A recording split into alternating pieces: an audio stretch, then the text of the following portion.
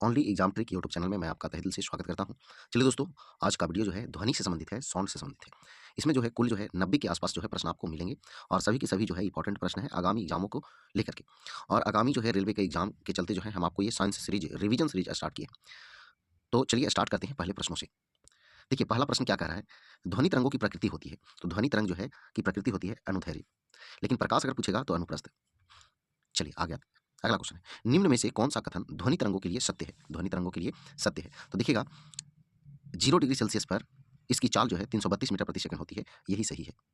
आगे देखिए, अब श्रव्य तरंगों की आवृत्ति होती है। तो अब श्रव्य तरंगों की आवृत्ति होती है 20 हर्ट्ज से कम।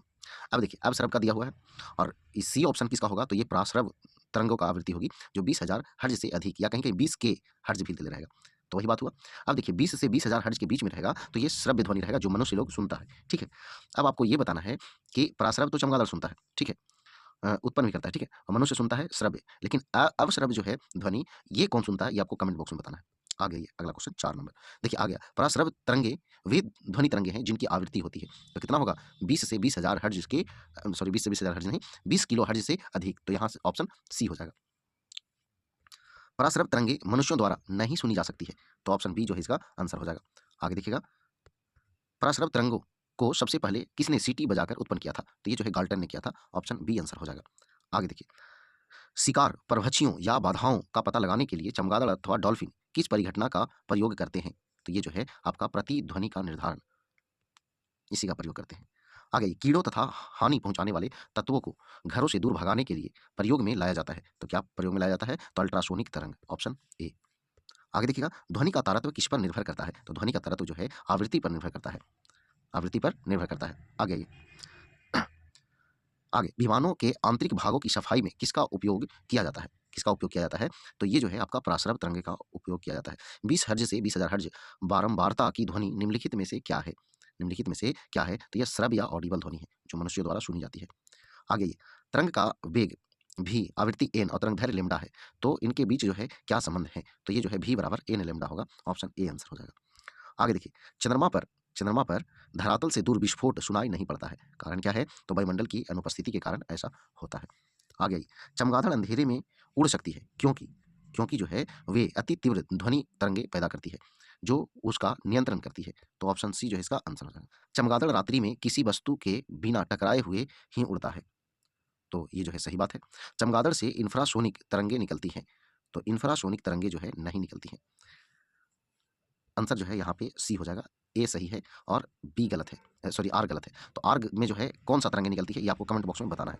आगे देखिए, वायु में ध्वनि की चाल 332 मीटर प्रति सेकंड होती है। यदि दाब बढ़ाकर दुगना कर दिया जाए तो ध्वनि की चाल होगी, ध्वनि की चाल होगी क्या होगी? तो 332 मीटर प्रति सेकंड ही होगी। ठीक है, यानी कि दाब पर प्रभाव नहीं पड़ता है। आगे, निम्न द्रव्यों में से ध्वनि सबसे तेज यात्रा करती है। तो सबसे तेज यात्रा करती है ठोस में, यानी कि स्टील में हो जाएगा। 17 का ए आंसर हो जाएगा। आगे देखिए 18 नंबर, बादलों की बिजली की चमक के काफी समय बाद बादलों की गर्जन सुनाई देती है। इसका कारण है, तो इसका कारण क्या है? तो प्रकाश की चाल ध्वनि की चाल से बहुत अधिक है। तो ऑप्शन डी आंसर हो जाएगा। वायु में ध्वनि का वेग लगभग कितना होता है? तो वायु में वेग जो है आपका 330 मीटर प्रति सेकंड होती है। कहीं कहीं 332 भी रहेगा, वही बात है। आगे, किस माध्यम में ध्वनि सबसे तेज चलती है? तो ठोस माध्यम में। ऑप्शन ए आंसर हो जाएगा। देखिए, ध्वनि का वेग भिन्न भिन्न माध्यमों में भिन्न भिन्न होता है। ठोस में सबसे अधिक होता है। तो ऑप्शन बी आंसर हो जाएगा। आगे देखिए 22 नंबर कह रहा है, लगभग 20 डिग्री सेल्सियस के तापक्रम पर किस माध्यम में ध्वनि की गति अधिकतम रहेगी? तो ध्वनि की गति अधिकतम जो होगी वो ठोस में ही होगी। तो लोहा आंसर हो जाएगा। आगे देखिए, निम्न में से कौन सा एक कथन सही नहीं है? कथन जो है गलत है। तो आर्द्रता बढ़ने पर वायु में ध्वनि का वेग कम हो जाता है, यही गलत है। कम नहीं, बढ़ना चाहिए। आ गई, ध्वनि वायु में ध्वनि का वेग तापमान के घटने से घटता है। तो तापमान पर निर्भर करता है ध्वनि, बढ़ेगा तो बढ़ेगा, घटेगा तो घटेगा। आ गई 25 नंबर क्वेश्चन कह रहा है, रेलगाड़ी के इंजन से निकली भाप पहले दिखाई पड़ती है और बाद में, और सीटी बाद में सुनाई पड़ती है। सही बात है। प्रकाश तरंगों की चाल की तुलना में ध्वनि तरंगों की चाल बहुत कम होती है। तो ये भी सही है और दोनों का व्याख्या भी कर रहा है।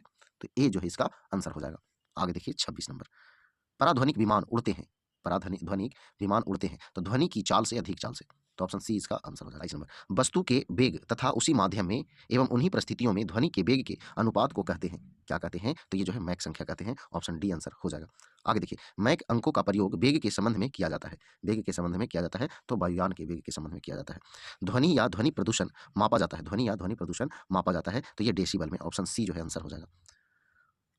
आगे देखिएगा, साधारण बातचीत की ध्वनि की तीव्रता होती है तो 30 से 40 डेसिबल, ऑप्शन बी। आगे देखिएगा, ध्वनि की वह विशेषता जो एक मादा ध्वनि को नर ध्वनि से भिन्न करती है क्या कहलाती है? तो यह जो है तारत्व कहलाती है। तारत्व अधिक तो आवाज पतला और तारत्व कम तो आवाज मोटा। तो महिला लोगों में तारत्व जो है अधिक होता है। चलिए आगे देखिएगा, 32 नंबर क्वेश्चन कह रहा है, ध्वनि के किस लक्षण के कारण कोई ध्वनि मोटी या पतली होती है? तो ये तो हो ही गया तारत्व, ऑप्शन बी आंसर हो ही गया। आगे आइए, अगला क्वेश्चन है, पुरुषों की अपेक्षा महिलाओं की आवाज अधिक तीक्ष्ण होती है क्योंकि महिलाओं की आवाज का तारत्व अधिक होता है। तो ऑप्शन डी इसका आंसर हो जाएगा। आगे आइए, एक युवक पुरुष की आवाज की तुलना में छोटे बच्चे की आवाज अधिक प्रिय क्यों लगती है? तो अभी तो सारा बात बता चुके हैं। तो देखिए, बच्चे की आवाज का तरत्व पुरुष की आवाज के तरत्व की तुलना में अधिक होता है, तो इसीलिए जो है अच्छा लगता है। आगे ये, स्त्रियों की आवाज पुरुषों की अपेक्षा पतली होती है क्योंकि स्त्रियों की आवाज, अब देखिए यहाँ पे आपका तारत्व नहीं दिया है तो यहाँ पे होगा आवृत्ति अधिक होगी, आवृत्ति अधिक होगी। तो आवृत्ति अधिक होगी तो तारत्व अधिक होगा और तारत्व अधिक होगा तो आवाज पतला होगा। आगे ये, यदि सितार और बांसुरी पर एक ही स्वर बजाया जाए तो उनमें उनसे उत्पन्न ध्वनि का भेद निम्नलिखित में अंतर के कारण किया जा सकता है। मतलब किसके कारण अंतर किया जा सकता है? तो केवल ध्वनि गुणता के कारण, ऑप्शन डी आंसर होगा। आगे देखिएगा, निम्नलिखित में से कौन सा एक वायु में ध्वनि तरंगों द्वारा उत्पादित नहीं होता है? ध्वनि तरंगों द्वारा उत्पादित नहीं होता है तो ये ध्रुवन की घटना जो है ध्वनि में नहीं होती है। आगे, ध्वनि तीव्रता की डेसिबल में वह अधिकतम सीमा जिसके ऊपर व्यक्ति सुन नहीं सकता, तो यह जो होता है 95 डेसिबल, ऑप्शन डी। निम्न में से किसके द्वारा सबसे अधिक ध्वनि प्रदूषण होता है? तो सबसे अधिक ध्वनि प्रदूषण जो होगा हवाई जहाज की उड़ान भरना, इससे होगा। आगे आइए, अगला क्वेश्चन है 40 नंबर, कह रहा है क्या, नजदीक आती रेलगाड़ी की सीटी की आवाज बढ़ती जाती है जबकि दूर जाने वाली रेलगाड़ी के लिए यह घटती जाती है। यह घटना उदाहरण है, यह घटना उदाहरण है तो डॉपलर प्रभाव का, ऑप्शन डी आंसर होगा। एक अंतरिक्ष यात्री अपने सहपाठी को चंद्रमा की सतह पर सुन नहीं सकता है। ऐसा क्यों होता है, क्यों नहीं सुन सकता है? तो ध्वनि प्रचारित करने का माध्यम नहीं होता है, वहां वायुमंडल नहीं है, इसलिए सुनाई नहीं देता है। आगे देखिए, कौन सी प्रक्रिया प्रकाश और ध्वनि दोनों में घटित नहीं होती है? मतलब कि प्रकाश में भी और ध्वनि में भी, दोनों में वह घटना नहीं होती है, तो वह ध्रुवन की घटना है।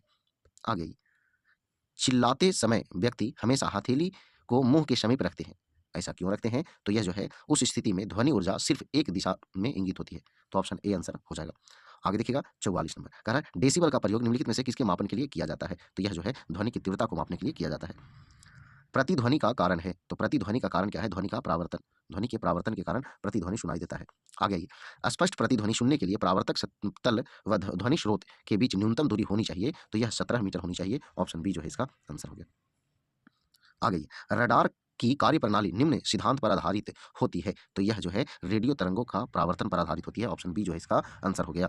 आगे देखिएगा, किसी प्रतिध्वनि को सुनने के लिए मूल आवाज और प्रतिध्वनि के बीच का समय अंतराल क्या होना चाहिए? तो 1/10 सेकंड से अधिक होना चाहिए, तो ऑप्शन सी आंसर हो गया। आगे देखिए, अच्छे ऑडिटोरियम की दीवारें, छत व फर्श किसी रेशेदार पदार्थ, कालीन, ग्लास, फाइबर आदि से ढके रहते हैं। इसका उद्देश्य होता है तो ध्वनि का अवशोषण करके प्रतिध्वनि को रोकना, ऑप्शन डी आंसर हो जाएगा। आगे देखिए 50 नंबर, ध्वनि का प्रभाव मानव के कान में कितने समय तक रहता है? तो 1/10 सेकंड तक रहता है, ऑप्शन बी आंसर हो गया। आगे देखिए, ध्वनि तरंगे किसके कारण प्रतिध्वनि उत्पन्न करते हैं? तो ये प्रावर्तन के कारण प्रतिध्वनि उत्पन्न करते हैं। आगे देखिएगा, एक व्यक्ति को अपनी प्रतिध्वनि सुनने के लिए प्रावर्तक तल से कितनी दूरी खड़ा रहना चाहिए? तो 56 फीट, ऑप्शन जो है बी जो है इसका आंसर हो जाएगा। आगे देखिएगा 53, स्टेथोस्कोप ध्वनि के किस सिद्धांत पर कार्य करता है? तो स्टेथोस्कोप जो है प्रावर्तन के सिद्धांत पर कार्य करता है। आगे देखिए, प्रतिध्वनि तरंगों के कारण उत्पन्न होती है, प्रतिध्वनि जो है तरंगों की तो प्रावर्तन के कारण उत्पन्न होती है, ऑप्शन सी जो है आंसर हो जाएगा। आगे देखिए, सोनार अधिकांशतः प्रयोग में लाया जाता है, तो किसके द्वारा? तो नौ संचालकों के द्वारा लाया जाता है, ऑप्शन डी आंसर हो जाएगा। अनुरणन काल तथा हॉल के आयतन के बीच संबंध का प्रतिपादन किया है, तो किसने किया है? तो यह जो है सेविन ने किया है, ऑप्शन सी आंसर होगा। गुंजहीन हॉल का अनुरणन काल होता है तो 0 सेकंड होता है, ऑप्शन ए। जब सेना पुल को पार करती है तो सैनिकों को कदम से कदम मिलाकर न चलने का निर्देश दिया जाता है। ऐसा क्यों दिया जाता है? तो पैरों से उत्पन्न ध्वनि के अनुनाद के कारण पुल टूटने का खतरा रहता है, तो ऑप्शन बी जो है आंसर होगा। आगे देखिए, हम रेडियो की घुंडी घुमाकर विभिन्न स्टेशनों के कार्यक्रम सुनते हैं, यह संभव है? तो यह संभव है अनुनाद के कारण, ऑप्शन ए। कहा जाता है कि जब तानसेन गाता था तो खिड़की के कांच या कांच के गिलास के टुकड़े टुकड़े हो जाते थे। यदि ऐसा संभव ही हो तो वह ध्वनि के किस गुण के कारण होगा? किस गुण के कारण होगा? तो यह जो है अनुनाद के कारण होगा, ऑप्शन सी आंसर होगा। आगे देखिए, जब हम जल के नीचे सुराही भरने के लिए रखते हैं तो जैसे जैसे सुराही भरती जाती है वैसे वैसे हमें विशेष प्रकार की ध्वनि सुनाई देती है, इसका कारण है? तो इसका कारण है अनुनाद। तो ऑप्शन सी आंसर हो जाएगा। रेडियो का समस्वरण स्टेशन उदाहरण है, तो ये जो है अनुनाद का उदाहरण है। आगे देखिएगा, जब किसी स्थान पर दो लाउड स्पीकर एक साथ बजते हैं तो किसी स्थान विशेष पर बैठे श्रोता को इनकी ध्वनि नहीं सुनाई देती है, इसका कारण है। इसका कारण क्या है? तो व्यतिकरण है, तो ऑप्शन बी आंसर हो जाएगा। आगे देखिए, कह रहे समुद्र में स्थान स्थान पर ऊंचे प्रकाश घर बनाए जाते हैं, जहां से बड़े बड़े सायरन बजाकर जहाज़ों को संकेत भेजे जाते हैं। कभी कभी जहाज नीरव क्षेत्र में पहुंच जाते हैं जहां सायरन की ध्वनि सुनाई नहीं देती है। ये नीरव क्षेत्र ध्वनि तरंगों के किस गुण के कारण निर्मित होते हैं? किस गुण के कारण निर्मित होते हैं? तो यह जो है व्यतिकरण के कारण निर्मित होते हैं। आगे देखिए, जब हम कमरे के अंदर बैठे रहते हैं तो यद्यपि हम बराबर के कमरे से बातचीत करने वाले व्यक्तियों को देखते हैं तो नहीं, परंतु उनकी आवाज़ अवश्य सुन लेते हैं। इसका कारण है, तो कारण है ध्वनि के किसके कारण? तो यह जो है विवर्तन के कारण, ध्वनि के विवर्तन के कारण सुन लेते हैं। आगे देखिएगा 66 नंबर, कह रहा है किसी ध्वनि स्रोत की आवृत्ति में होने वाले उतार चढ़ाव को कहते हैं, तो क्या कहते हैं? तो डॉपलर प्रभाव कहते हैं, ऑप्शन बी आंसर होगा। डॉपलर प्रभाव का संबंध है तो ये ध्वनि से, ऑप्शन ए जो है आंसर होगा। आगे देखिएगा, पास आती हुई रेलगाड़ी की सीटी की आवृत्ति या तीक्ष्णता बढ़ती जाती है, ऐसा किस घटना के कारण होता है? ऐसा किस घटना के कारण होता है? तो यह डॉपलर प्रभाव के कारण होता है। आगे देखिएगा, आर्द्र वायु में ध्वनि के वेग शुष्क वायु की तुलना में अधिक होता है, क्योंकि आर्द्र वायु में, तो आर्द्र वायु में शुष्क वायु की तुलना में घनत्व कम होता है, तो यहाँ पे ऑप्शन जो है बी इसका आंसर हो जाएगा। निम्नलिखित कथनों में से कौन सा सही है? ध्वनि के वेग के बारे में कह रहा है, कौन सही है? तो ठोस में अधिकतम और गैस में न्यूनतम होगा, तो ऑप्शन जो है डी आंसर हो जाएगा। आगे देखिएगा 71 नंबर, कह रहा है निम्नलिखित कथनों में से कौन सा एक सही नहीं है? मतलब कह रहा है इसमें से कौन एक सही नहीं है? तो 20 हर्ट्ज से कम आवृत्ति की ध्वनि तरंगे प्रासरव तरंगे कहलाती है, ये गलत है। यानी कि प्रासरव तरंगे जो होगी वो 20,000 हर्ट्ज से अधिक होगी। आगे ये, निम्नलिखित में से किस एक प्रकार की तरंग का प्रयोग रात्रि दृष्टि उपकरण में किया जाता है? तो यह जो है आपका अवरक्त तरंग, ऑप्शन सी आंसर हो जाएगा। आगे देखिएगा, निम्नलिखित में से किस एक में ध्वनि चाल सबसे अधिक होती है? सबसे अधिक होती है तो यह लकड़ी में, ऑप्शन डी आंसर होगा। एक जेट वायुयान 2 मैक के वेग से हवा में उड़ रहा है। जब ध्वनि का वेग 332 मीटर प्रति सेकंड है तो वायुयान की चाल कितनी है? तो यहाँ आंसर जो है आपका ऑप्शन डी हो जाएगा।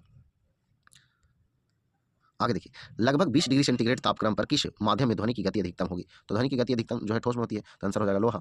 आगे देखिएगा, एक जैव पद्धति जिसमें प्रासरव ध्वनि का उपयोग किया जाता है, ध्वनि का उपयोग किया जाता है, तो वह है सोनोग्राफी, ऑप्शन ए आंसर हो जाएगा। आगे देखिए, कौन सी तरंगे शून्य में संचरण नहीं कर सकती है? तो ध्वनि तरंगे जो है शून्य में संचरण नहीं कर सकती है। आगे देखिएगा 78 नंबर जो है इसका आंसर जो है आपका ऑप्शन ए हो जाएगा। आगे देखिए 79 नंबर क्वेश्चन, ध्वनि तरंगे नहीं चल सकती है, तो नहीं चल सकती है तो निर्मात में नहीं चल सकती है। आगे देखिएगा, वह उपकरण जो ध्वनि तरंगों की पहचान तथा ऋजु रेखन के लिए प्रयुक्त होता है क्या कहलाता है? तो यह जो है आपका सोनार कहलाता है, ऑप्शन बी। पराध्वनिक विमान नामक एक प्रघाती तरंग पैदा करते हैं, तो यह जो है आपका पराश्रम तरंग नामक प्रघाती तरंग पैदा करते हैं। कौन? पराध्वनिक विमान, तो ऑप्शन बी आंसर हो जाएगा। आगे देखिएगा 82 नंबर, कह रहा है इको साउंडिंग प्रयोग होता है, इको साउंडिंग प्रयोग होता है समुद्र की गहराई मापने के लिए, तो ऑप्शन सी जो है आंसर हो जाएगा। आगे देखिएगा, एकॉस्टिक विज्ञान है, एकॉस्टिक विज्ञान है तो ध्वनि से संबंधित, ऑप्शन बी आंसर हो जाएगा। आगे देखिएगा, मनुष्य के लिए मानक ध्वनि स्तर है, मानक ध्वनि स्तर है तो 60 डेसिबल, ऑप्शन बी।